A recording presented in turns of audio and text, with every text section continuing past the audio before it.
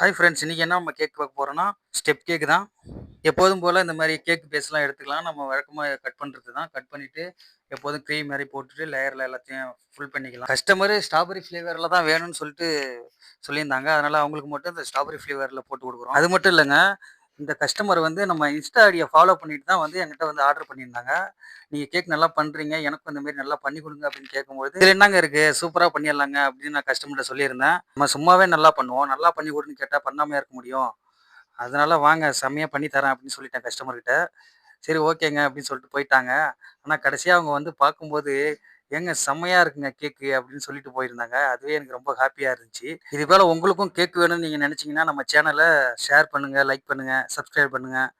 மறக்காம பெல் ஐகான தட்டி விட்டு போயிருங்க. பாருங்க இப்ப கேக் ஃபினிஷிங் ஆயிடுச்சு. கடைசியா நம்ம கேக்கோட அவுட்லுக் எப்படி இருக்குன்னு பார்த்துரலாமா? செம்மையா வந்துருச்சுங்க. நாங்களே எதிர்பார்க்கல. கஸ்டமர்லாம் "ஒர்த்து வருமா? ஒர்த்து வருமா?" அப்படின்னு சொல்லுவாங்கல்ல, அந்த மாரி இருந்துச்சு கேக்கு. எனக்கும் ரொம்ப ஹேப்பியா இருந்துச்சு. இதாங்க கடைசியா கேக்கோட அவுட்லுக் எப்படி இருக்கு பார்த்தீங்களா? செம்மையா இருக்குங்களா? மறக்காம நம்ம சேனல ஃபாலோ பண்ணிக்கங்க.